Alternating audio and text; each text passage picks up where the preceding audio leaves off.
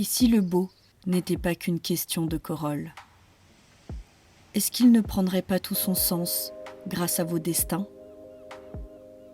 Son origine provient d'un essaim, comme cette terre qui est en résistance, pour ne pas devenir folle.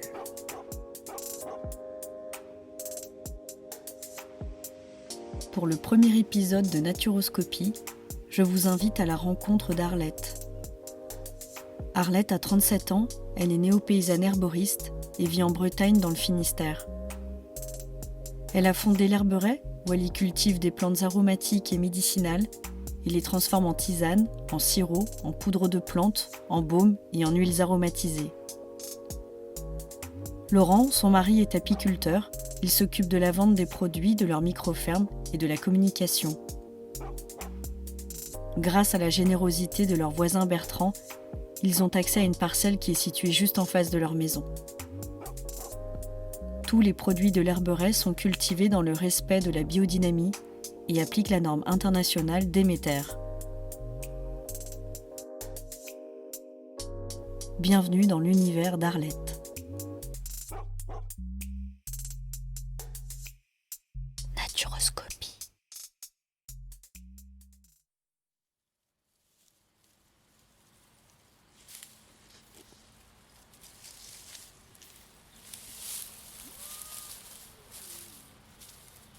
Au champ, elle baille des herbes, il plante des... Elle fait des bordures dans les champs en bois pour ses plantes. Elle les fait pousser et elle les met en sachet, en huile et après elle les vend. Elle fait des tisanes. Pieds nus. Ouais, j'aime bien dès que je suis au champ. Après, tout dépend, hein. Mais je peux arriver en claquette et puis lâcher les claquettes là-bas. Mais sinon, ouais, je suis pieds nus. Puis dès que je peux, je suis pieds nus. Sur une parcelle, on sait comment elle est en étant en contact. Là, tu sens toutes les vibrations, tu les sens jusque-là, jusqu'en haut de ton crâne. Donc, s'il est plus ou moins dur, tu vas sentir tout de suite. S'il est plus mou, tu vas sentir aussi. Puis la végétation, la densité de la végétation au-dessus. Voilà. C'est important pour l'ancrage. Après, la saison de travail du sol, non, c'est plutôt les bottes. Ici, voilà, c'est ça, on est bien à l'Herberet. Et on y cultive des plantes aromatiques et médicinales, en bio, en biodynamie, avec beaucoup de passion. Et puis, on veut en sortir des plantes qui soient de qualité, qui aient gardé leur qualité organoleptique, tu vois, et puis physico-chimiques les plus développées qui soient possibles. C'est sûr qu'au départ, je suis arrivée là, je savais absolument pas quoi faire, parce que comme moi, j'ai pas de capacité agricole, rien du tout, j'ai jamais cultivé quoi que ce soit, je savais pas comment faire. Donc, je me suis dit, je fais des lignes petites, pas trop grandes, et des buts. Je voulais faire des buts pour plus de simplicité. Mais des buts de terre, pas des buts forcément permacole. Et donc voilà, ça fait à peu près 12 mètres les rangs, c'est pas bien grand. De large, ça fait 80 cm. Et puis, tu vois, une espèce par rang. Il y a du cassis, de la mélisse, du pavot de Californie, de l'angélique, de la lavande, du romarin, de l'origan, de la mauve, de la menthe verte, bourrache, achillée millefeuille, calendula, grande camomille, camomille matricaire, camomille romaine, la consoude, la valériane, l'aunay, voilà. C'est vrai qu'après ce test que j'ai fait chez Bertrand ici, oui, c'était concluant, ça c'est clair. Parce que voilà, j'ai vu ce que ça faisait que de travailler quelque chose dans sa globalité, de pas être un morceau de maillon d'un bout d'une chaîne, quoi, de pas n'être qu'un truc qu'on peut enlever, quoi. Et là, c'est un boulot où tu travailles de la graine à la graine, tu vas du début à la fin, tu vis le truc. Et en plus, il y a cette saisonnalité, ce rapport avec le cycle de la terre, ça nous ramène à des rythmes vachement naturels. Et c'est vrai que du coup, je me suis lancée ici sur cette parcelle-là juste pendant l'année de la 2e année d'école d'herboristerie. Et c'était pas gagné, quoi, parce que les enfants, ils avaient 3 ans. Il y avait le parcours maladie de Laurent, et puis il y avait cette installation, et puis il y avait plein de fronts à mener en même temps. Mais est sorti ça quand même. Donc c'était que ça devait être ça, je pense. Ça m'a permis d'évacuer. J'ai évacué un paquet de trucs ici. En grattant cette terre à 4 pattes. Ce qui est super, c'est de voir le cycle des plantes, quoi. Justement, et puis à tout moment de l'année, quoi.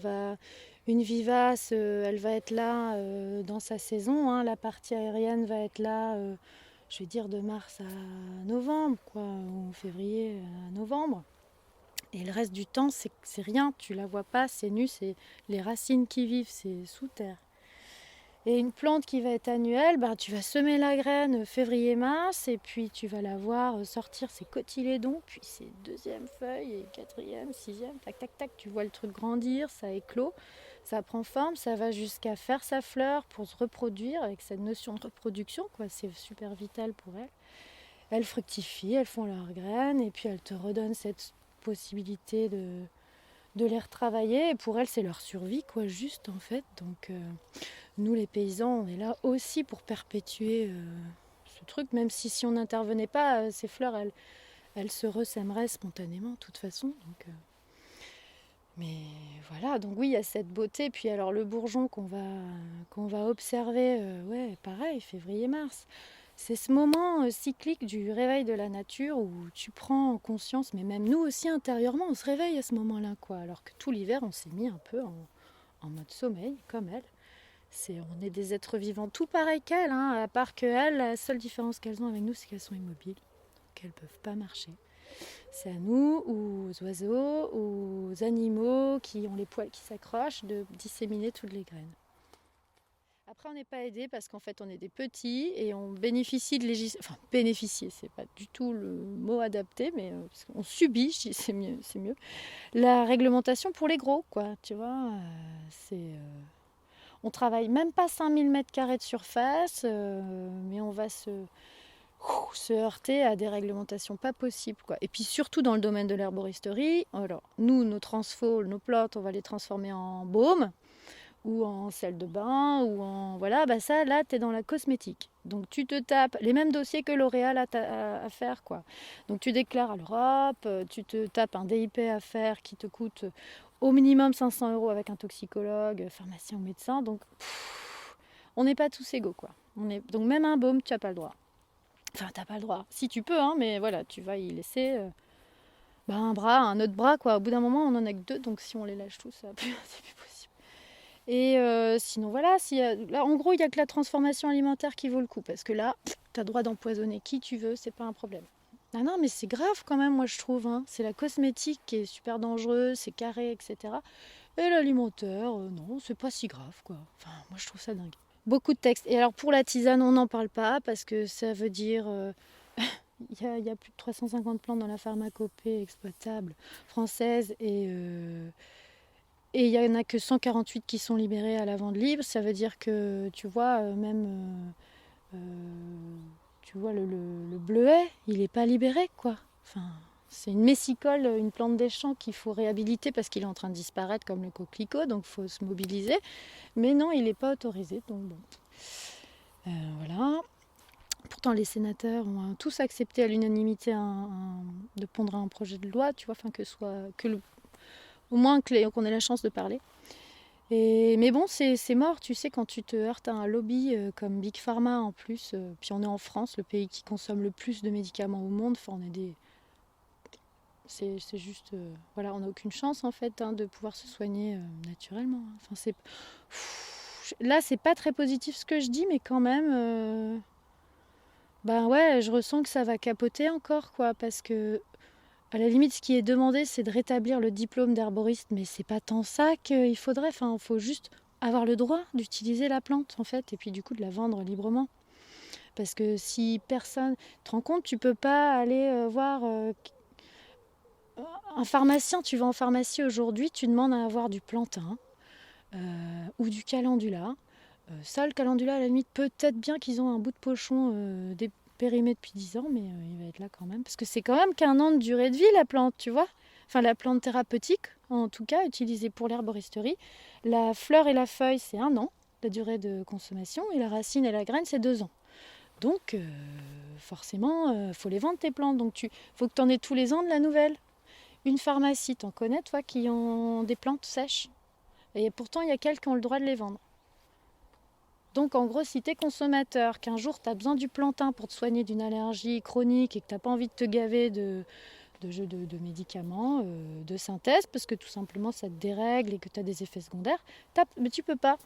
Si, tu vas aller voir ton paysan herboriste, là, qui, comme moi, tu sais qu'il fait des plantes, mais n'empêche que tu n'as pas conscience que lui, il prend un grave risque à te la ramasser, te la sécher, te la vendre. Parce qu'il se met hors la loi. Parce qu'il travaille une plante qui n'est pas libérée par la pharmacie et que c'est que la pharmacie qui a le droit de la vendre. Eh ouais, ça n'a pas de sens. Hein. Naturoscopie. Je me lance en apiculture en fait. Donc j'étais technicien de maintenance et suite à une maladie j'ai arrêté et là je suis en reconversion. Donc j'ai quelques ruches, je démarre tranquillement et en même temps j'aide Arlette à l'herberet pour ses livraisons et tout ça, quoi. Je l'aide à mettre en place ses plantations quand j'ai du temps. Je lui fais ses livraisons chez les clients, les professionnels souvent. Comme ça, là, elle peut rester dans son champ travailler, elle n'a pas besoin d'arrêter.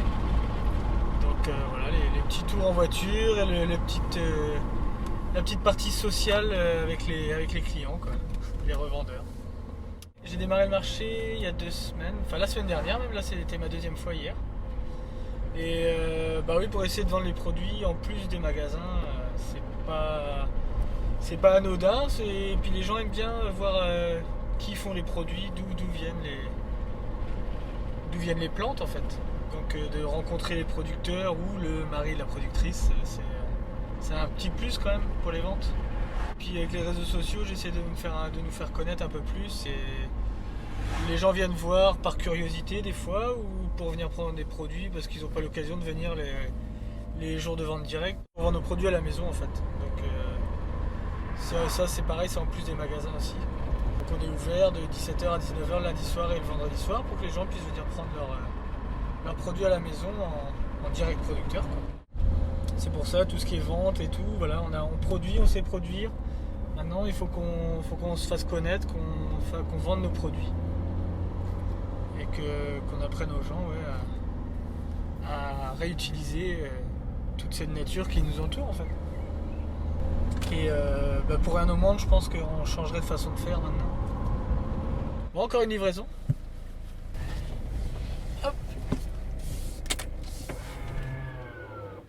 Naturoscopie. Je suis Bertrand Cabon, je suis artisan maçon, donc je suis à quelques mois de la retraite, donc j'ai 58 ans.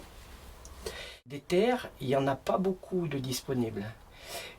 Donc je sais que localement les agriculteurs déjà visaient à me prendre mes terres par tous les moyens, et les lettres sachant qu'elles n'avaient pas possibilité localement de trouver des terres. Moi, je me suis décidé de façon à lui rétrocéder les terres, du fait que moi, maintenant, à quelques mois de la retraite, je ne vais pas m'acharner à faire des cultures pour rien. Elle en a besoin à titre professionnel, parce qu'une terre, c'est un usage professionnel. Et évidemment, dans le monde de la culture, il y a toujours l'éternel de la terre, et puis la terre, voilà, il y a une convoitise. Et il y a des gens qui ne veulent pas partager. Ils veulent, s'ils ont un terre, non, plutôt rien faire que d'aider quelqu'un d'autre. Et c'est ça qui est dramatique, c'est qu'il y a des gens qui cherchent des terrains et qui ne peuvent pas les acquérir parce que tout est verrouillé. Voilà. Et puis il y a les administrations, les chambres d'agriculture. Il y a tout un lobby là-dessous. Hein. Et c'est vrai que pour les jeunes qui s'installent, c'est un gros problème. C'est un gros problème. Voilà. Je veux travailler la plante et je veux travailler la terre et je veux revenir à la nature. Je veux vibrer, je veux vivre, en fait. Merci maman d'être herboriste. Merci d'avoir écouté le premier épisode de Naturoscopie avec Arlette, notre néo-paysanne herboriste. Si vous avez aimé ce podcast et si vous souhaitez écouter d'autres passionnés de la nature, mettez les 5 étoiles, des j'aime, des cœurs et postez des commentaires. Vous pouvez aussi me contacter par mail ou sur les réseaux sociaux. N'hésitez pas à consulter les références citées dans cet épisode dans la description du podcast. À bientôt pour une prochaine immersion sonore. Naturoscopie.